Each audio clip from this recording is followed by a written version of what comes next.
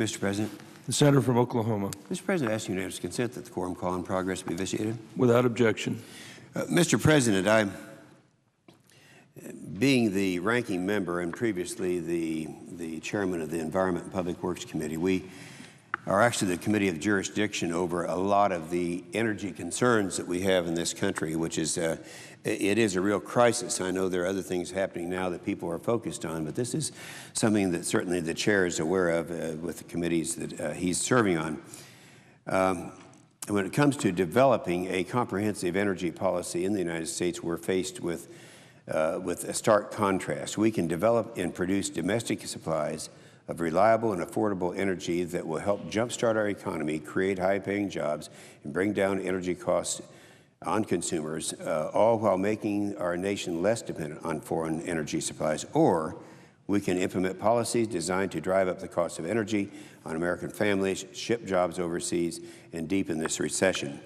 For the sake of our economy, our energy security, and our environmental goals, I choose the all-of-the-above approach. You know, I sit here and I listen to people that will say, well, we want to do something about our dependence on foreign countries for our ability to run this machine called America. At the same time, they're against coal, they're against oil, they're against gas, they're against nuclear. And those are the things that are there, the technology's there, and we can use them. But they're looking somehow in the future saying, well, there's got to be some green solution.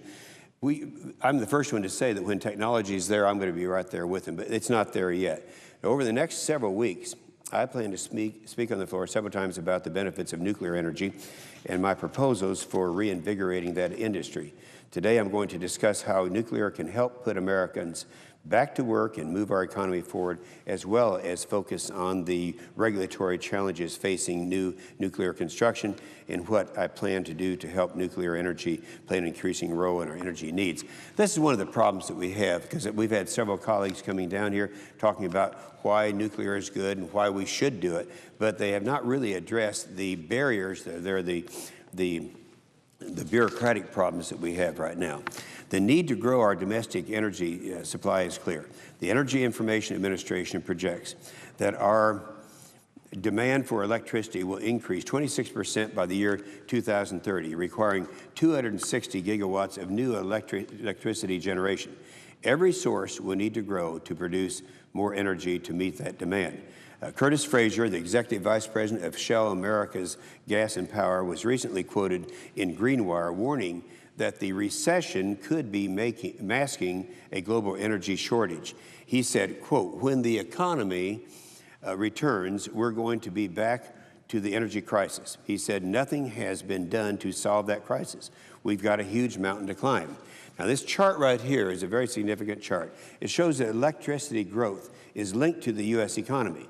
Mr. Frazier voices a real concern. As you can see, this graph, it shows the total energy, and it shows the GDP. The GDP is the blue line that's going up, and the electricity use and the total energy are lines that go right along with it. In fact, when it flattens out, such as it did in 1990 for about a 3-year period, all three flattened out at the same time. Same thing is true up here when it flattened out during 2005. And so we see that there is that linkage that is there, and it's a very real one.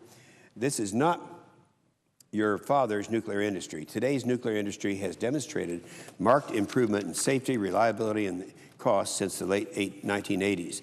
The industry also has proved that safety and reliable performance are closely linked. Now, we have a chart here. The improved safety yields better performance. If you look at the two lines here, we're talking about the line here that would be the capacity factor, and this line, the red line, would be the significant events. The significant events are things that are problems. We all remember significant events in nuclear energy, and the press always highlights these and tries to make us believe that this is a dangerous form, when in fact it's not a dangerous form. So the significant events has been going down. This chart, it's hard to see there, but it goes from 1988 all up to the present year, and it goes down as the capacity factor is going up. And this is an indicator that it results that the industry has dramatically increased its capacity by 45% and has operated roughly 90% of the time in the last 5 years. The improved performance has demonstrated that nuclear is both safe and reliable. It's made nuclear energy more affordable. Now we have another chart here that is the U.S. electricity production costs. Nuclear energy generates nearly 20% of the energy that powers our economy and has the lowest production cost compared to other sources. As you can see by the chart. Not only has nuclear energy had the lowest production costs for the last 7 years, its production cost is also very stable and not vulnerable to the price fluctuations shown here by the others. Now, what we're talking about is these lines down here represent the nuclear and coal. They go along pretty much the same. However, if you look at the fluctuations in gas and in petroleum, you can see that they are moving. This is something that is very significant. And you might mention, even though we only are using 22% of our energy coming from nuclear, countries like France and other countries are doing 80%. And that's where we're going to get to. We're going to try to do something to increase our nuclear capability. Not only will nuclear energy give a boost to our economy by providing safe, reliable, and affordable electricity, it will also produce new jobs. Mark Ayers, president of the AFL-CIO Building and Construction Trades Department, has described his union's relationship with the industry. He said, and this is the unions that I'm quoting now, he says, "We will be there with you to help pursue the adoption of a diverse American energy portfolio that places a high priority on the re-emergence of nuclear power." Now, why is Mr. Ayers so supportive of nuclear energy? He knows the number of high-quality jobs that just one new nuclear plant would provide. It would be 1,400 to 1,800 jobs during construction. Now, this is for each new plant. It'd be 400 to 700 permanent jobs when the plant begins operating, with salaries 36% higher than the local average. It would provide 400 to 700 additional jobs providing goods and services. So it's a huge thing for the economy and for the laborers, unions. And so we have their strong support.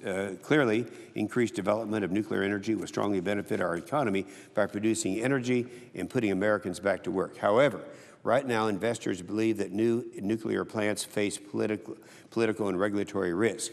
The capital investors still remember the cost overruns experienced during the construction of our existing fleet of plants, caused in part by a cumbersome licensing process. The licensing process has been revised, but as yet to be fully tested.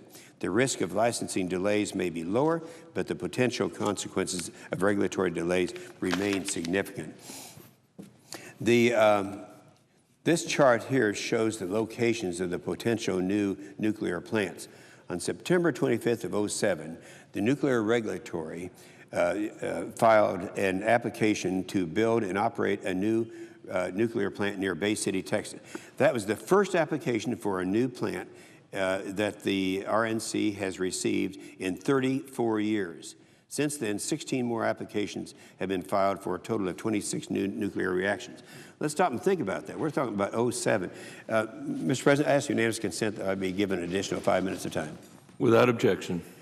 On that's just since 2007 that we've been able to do this. And we did nothing for 34 years. Now we have a new application, and now we have 16 more applications on file, which would be for 26 new nuclear reactors.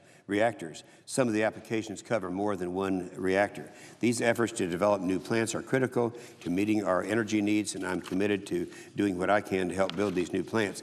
One of the most significant factors contributing to the revitalization of NRC's transformation over the last 12 years.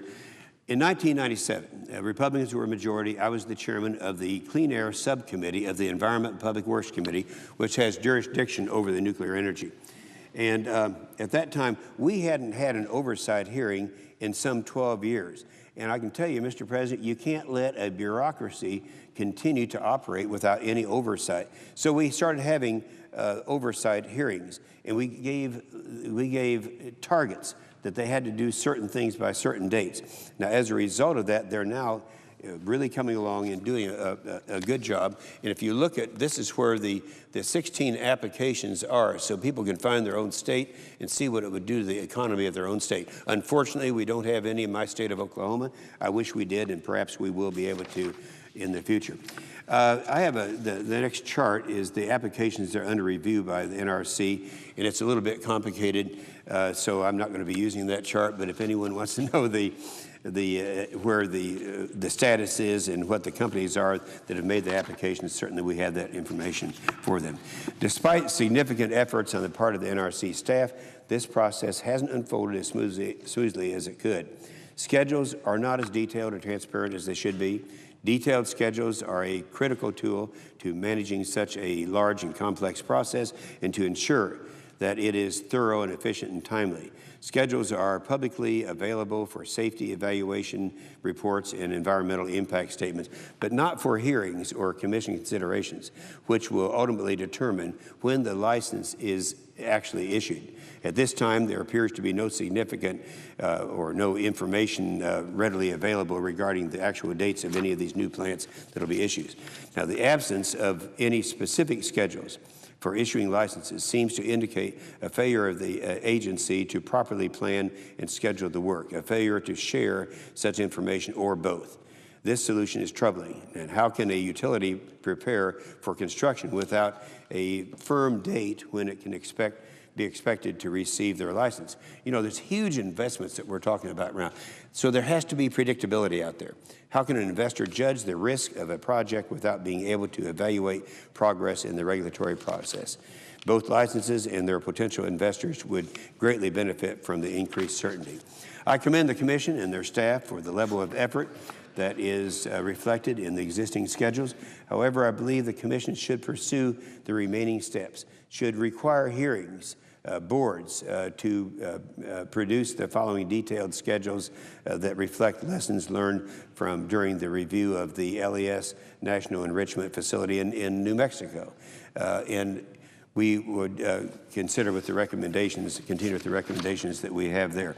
I firmly believe that proper planning, detailed schedules, and the Commission engagement will foster more thorough, consistent, organized, and efficient efforts to issue new plants licenses.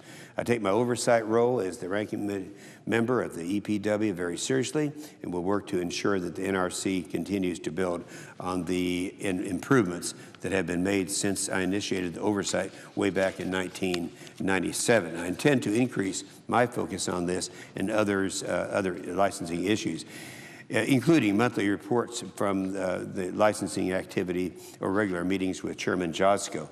I would say this also, in our committee, we have Democrats and Republicans that are very supportive of this effort to expand our capability in nuclear energy.